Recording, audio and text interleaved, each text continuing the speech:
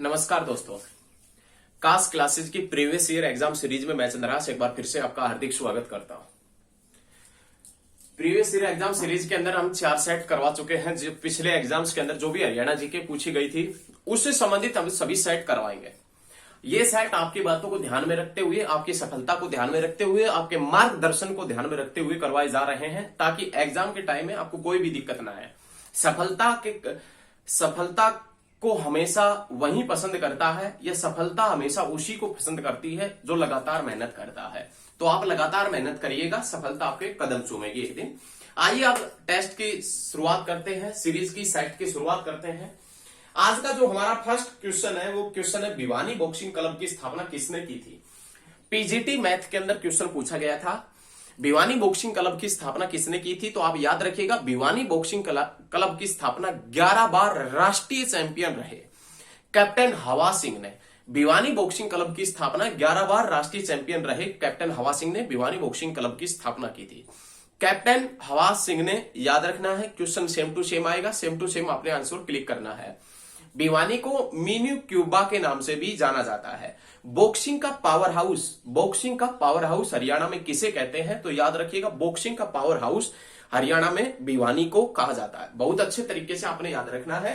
तो याद रखिएगा, बॉक्सिंग का पावर हाउस के नाम से किसे जाना जाता है, भिवानी को जाना जाता है। सारे पॉइंट क्लियर होने चाहिए। नेक्स्ट पॉइंट है, प्रसिद्ध पुस्तक पृथ्वीराज रासो किसने लिखी थी। प्रसिद्ध पुस्तक पृथ्वीराज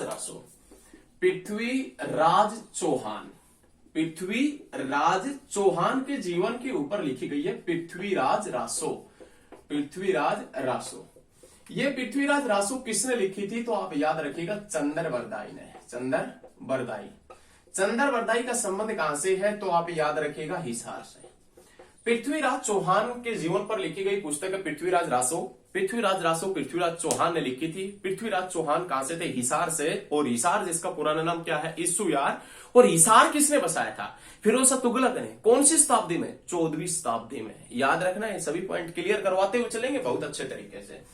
पृथ्वीराज रासो चंद्रबरदाई ने लिखी थी, और चंद्रबरदाई का संबंध कहां से रहा है, हिसार से। और पृथ्वीराज रासो किसके जीवन के ऊपर लिखी गई है, तो पृथ्वीराज चौहान। तो ये सभी पॉइंट क्लियर है ना, पृथ्वीराज चौहान के जीवन के ऊपर लिखी गई है। उसके बाद में ख्वाजा अल्ताफ हुसैन हाली सुप्रसिद्ध कवि का जन्म कहां पर हुआ था और कब हुआ था। अल्ताफ हुसैन हाली, उर्दू के मशहूर शायर ख्वाजा अल्ताफ हुसैन हाली का जन्म कब हुआ था। तो आपने याद रखना, 1837 में। कहां पर हुआ था, पानीपत में। तो याद रखिएगा, उर्दू का जो सर्वोच्च पुरस्कार है, वो हाली पुरस्कार है, वो इन्हीं की याद में दिया जाता है। अल्ताफ हुसैन हाली, जिसका जन्म हुआ 1837 में और मृत्यु कब हुई थी, 1914 में। कौन से डिस्ट्रिक्ट में, पानीपत में। और ख्वाजा अल्ताफ हुसैन हाली से संबंधित कुछ भी चीज यदि आपसे पूछे तो आप बता देना, पानीपत। जैसे मजार वगैरह या उससे संबंधित मेला वगैरह पूछ ले तो कहां पर, पानीपत के अंदर। लेकिन इसका राष्ट्रीय लेवल का एक एग्जाम के अंदर यदि क्वेश्चन पूछेगा अल्ताफ हुसैन हाली का, तो क्वेश्चन ये बनता है, अल्ताफ हुसैन हाली के गुरु का नाम था मिर्जा गालिब।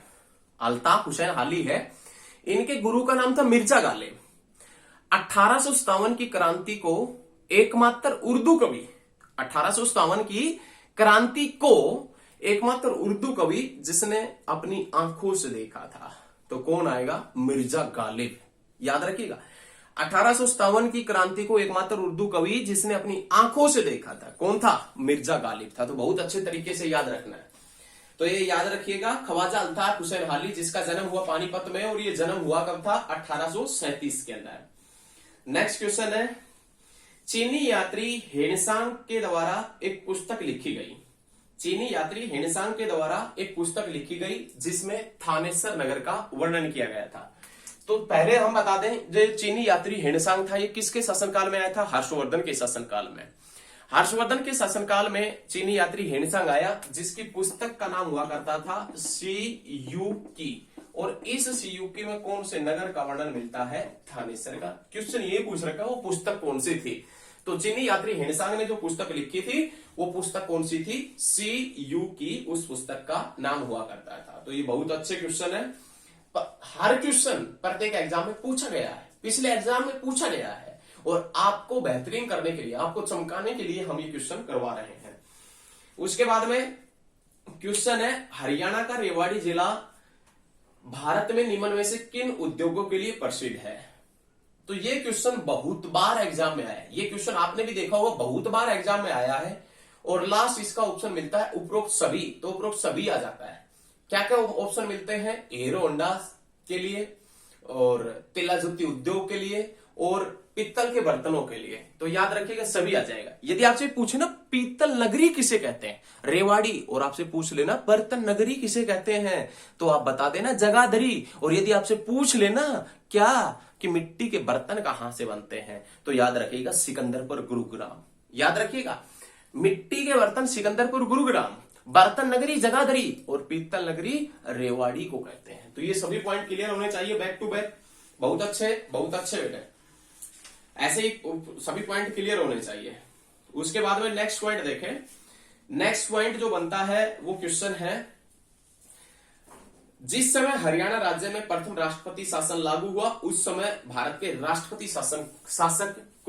राष्ट्रपति कौन थे। हरियाणा में अब तक कितनी बार राष्ट्रपति शासन लगा है, 3 बार। हरियाणा में पहली बार राष्ट्रपति शासन लगा 1967 में, दूसरी बार 1977 में, तीसरी बार 1991 के अंदर। हरियाणा में पहली बार जब राष्ट्रपति शासन लगा था उस समय भारत के राष्ट्रपति कौन थे, डॉक्टर जाकिर हुसैन उस समय भारत के राष्ट्रपति हुआ करते थे। यही क्वेश्चन इसके अंदर पूछा गया है। जिस समय हरियाणा में पहली बार राष्ट्रपति शासन लगा था उस समय भारत के राष्ट्रपति कौन थे, डॉक्टर जाकिर हुसैन हुआ करते थे।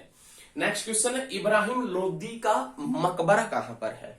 इब्राहिम लोदी आपके माइंड में तुरंत आना चाहिए। इब्राहिम लोदी का नाम सुनते ही पानीपत की पहली लड़ाई। पानीपत की पहली लड़ाई 1526 में किस किस के बीच में हुई थी, तो आप याद रखिएगा बाबर और किसके मध्य, इब्राहिम लोदी के मध्य।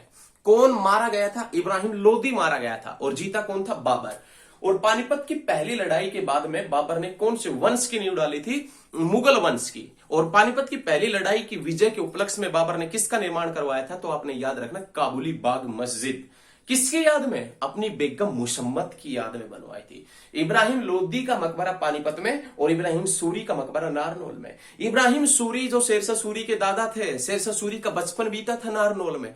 इब्राहिम सूरी का मकबरा शेरशाह सूरी ने बनवाया था, कौन सी शैली से, पठान शैली से, जो नारनौल में है। लेकिन इब्राहिम लोदी का मकबरा पानीपत के अंदर पड़ता है। याद रखना आपने सभी पॉइंट। तो याद रखिए इब्राहिम लोदी का मकबरा जो है वो कहां पर पड़ता है, पानीपत के अंदर पड़ता है। बहुत अच्छे, शाबाश, बहुत अच्छे, ये याद रखना है। हरियाणा में प्रथम डाकघर पासपोर्ट सेवा केंद्र कहां खोला गया। हरियाणा में प्रथम डाकघर पासपोर्ट सेवा केंद्र। क्वेश्चन अच्छा है, आने की उम्मीद है। हरियाणा में प्रथम डाकघर पासपोर्ट सेवा केंद्र, हरियाणा में प्रथम डाकघर पासपोर्ट सेवा केंद्र कहां पर खोला गया, तो आपने याद रखना करनाल के अंदर। कहां पर खोला गया, करनाल के अंदर खोला गया था। हरियाणा कब बना, ये क्वेश्चन बेतु के क्वेश्चन है, ये सभी के ठीक होते हैं, सभी बच्चों के ठीक होते हैं, तो ये आपने याद रखने की कोई आवश्यकता नहीं है। हरियाणा का राज्य पक्षी क्या है, हरियाणा का राज्य पक्षी क्या है, तो आप याद रखिएगा काला तितर। हरियाणा का जो राज्य पक्षी है वो कौन सा है, काला तितर है। और यदि आपसे पूछ ले काला तितर प्रजनन केंद्र कहां पर है, काला तितर प्रजनन केंद्र की बात करें तो याद रखिएगा कुरुक्षेत्र के अंदर पड़ता है। हरियाणा का राज्य पक्षी काला तितर है और काला तितर प्रजनन केंद्र आपसे पूछे तो क्या बताओगे, कहां पर पड़ता है, कुरुक्षेत्र में पड़ता है। तो बहुत अच्छे तरीके से सारे पॉइंट क्लियर होने चाहिए, कोई भी पॉइंट हम आपका नहीं छूटने देंगे। नेक्स्ट पॉइंट जो है, गुलाम वंश की शासक रजिया सुल्तान का मकबरा किस जिले में है। गुलाम वंश की शासिका रजिया सुल्तान का मकबरा किस जिले में है, तो आपने याद रखना कैथल। और कैथल में रजिया की डेथ कब की गई थी, तो 1240 में, अक्टूबर महीने की बात है और 1240 की बात है जब रजिया सुल्तान की डेथ की गई थी। रजिया सुल्तान अपने पति अल्तुनिया के साथ में बठिंडा पंजाब से दिल्ली लौट रही थी, कैथल शहर के पास में इनको मार दिया गया था। तो रजिया सुल्तान का मकबरा कहां पर पड़ता है, कैथल के अंदर पड़ता है। रजिया सुल्तान बनी 1236 में और डेथ कब कर दी गई, 1240 में कर दी गई थी। नेक्स्ट क्वेश्चन, हरियाणा में मंगल नगर विकास योजना, हरियाणा में मंगल नगर विकास योजना खालिस्तान क्षेत्रों के विकास की योजना है। हरियाणा में मंगल नगर विकास योजना खालिस्तान क्षेत्रों के विकास की योजना है।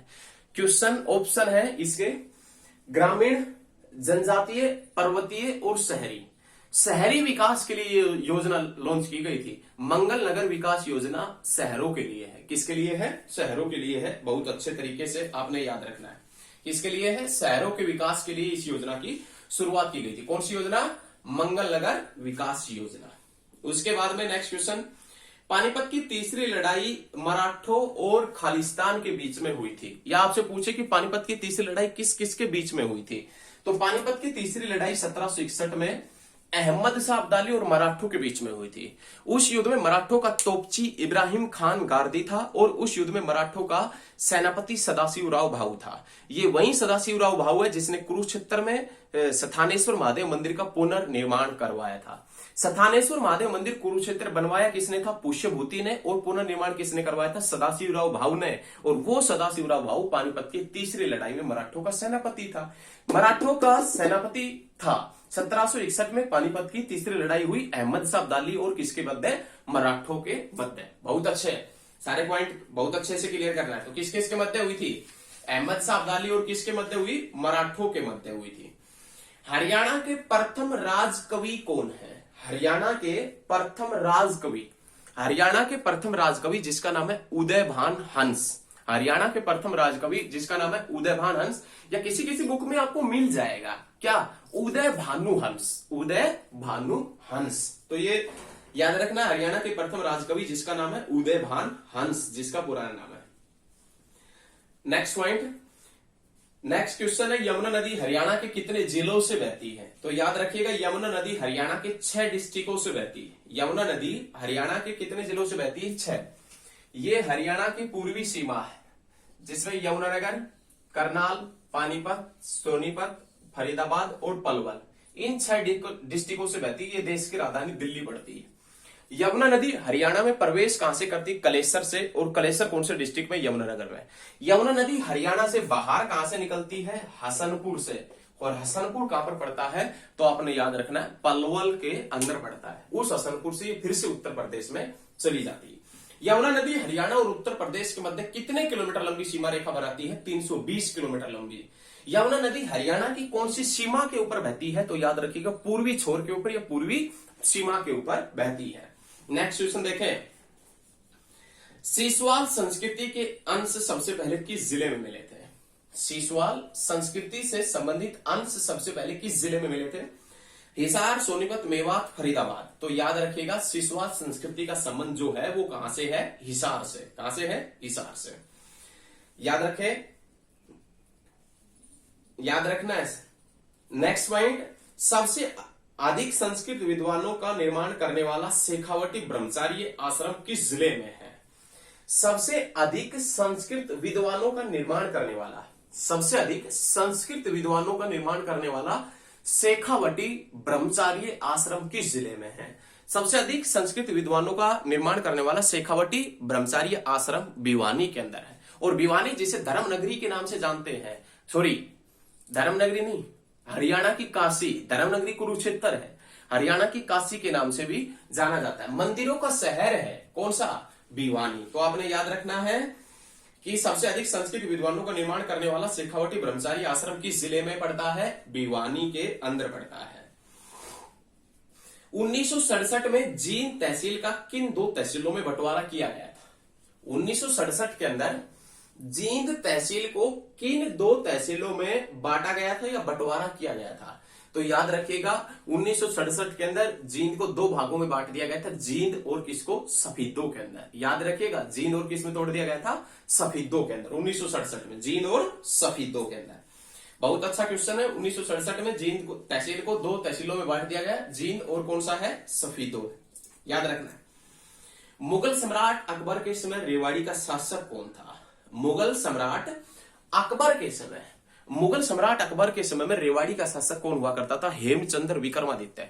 हेमचंद्र विक्रमादित्य जिसका संबंध कहां से है? तो याद रखिएगा, रेवाड़ी से।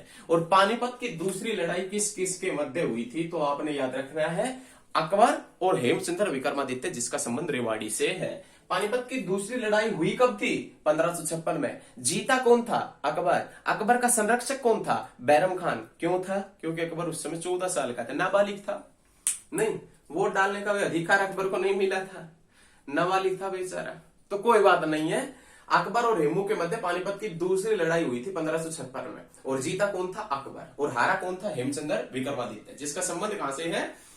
जिसका संबंध है रेवाड़ी से। कहां से है? रेवाड़ी से जिसका संबंध है। नेक्स्ट क्वेश्चन, कौरव और पांडवों की युद्ध भूमि। कौरव और पांडवों की युद्ध भूमि कोई भी बता देगा, कौन सी? कुरुक्षेत्र है। कौरवों और पांडवों की युद्ध भूमि कुरुक्षेत्र है, और उस कुरुक्षेत्र में महाभारत का युद्ध कितने दिन चला था? 18 दिन। महाभारत का मूल नाम क्या है? जय संहिता। याद रखिएगा, महाभारत का मूल नाम क्या है? जय संहिता। औद्योगिक क्षेत्र उद्योग विहार किस जिले में स्थित है? देखिए यही क्वेश्चन है। यदि आपसे पूछे औद्योगिक नगरी किसे कहते हैं, यदि आपसे पूछे औद्योगिक नगरी, औद्योगिक नगरी के नाम से फरीदाबाद को जानते हैं, लेकिन औद्योगिक क्षेत्र उद्योग विहार कहां पर है? उद्योग विहार। यदि आपसे उद्योग विहार पूछेगा तो उद्योग विहार आपने बताना है गुरुग्राम के अंदर।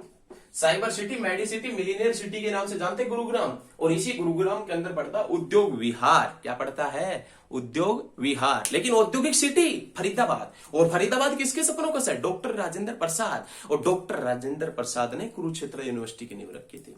आपके माइंड में ऐसा बैठा देंगे कि ऐसा बैठा देंगे, सफलता आपके कदम चूमेगी।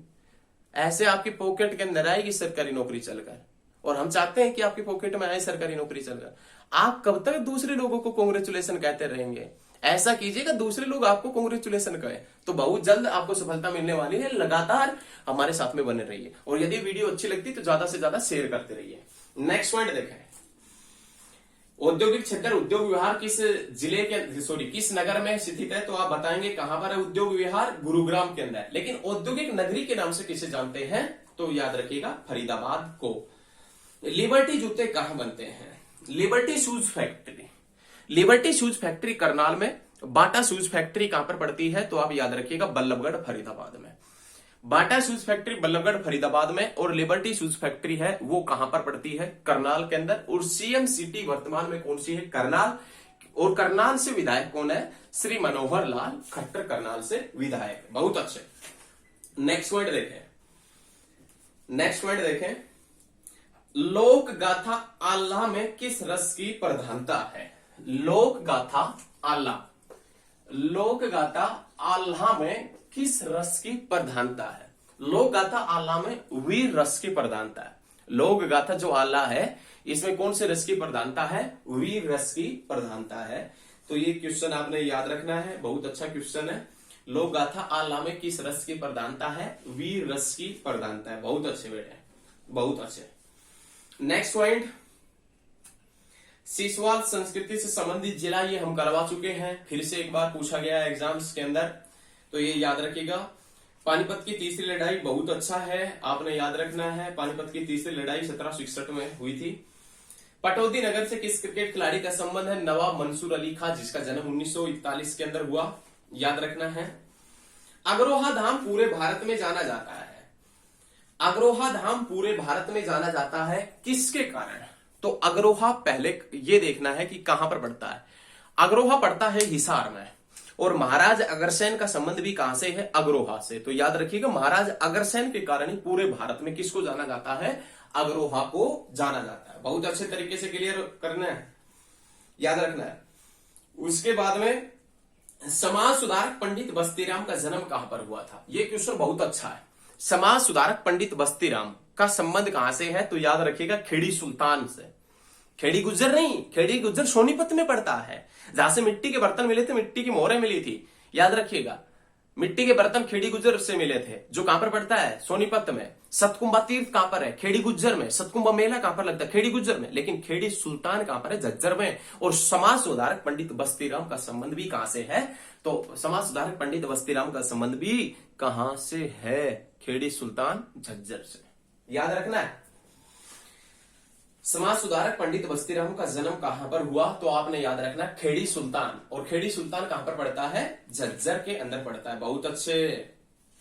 नेक्स्ट पॉइंट, हरियाणा भारत के किस हिस्से में स्थित है? हरियाणा राज्य भारत के किस हिस्से में स्थित है? तो उत्तर पश्चिम, उत्तर पश्चिम हिस्से के अंदर स्थित है। कौन से हिस्से में? उत्तर पश्चिम हिस्से में।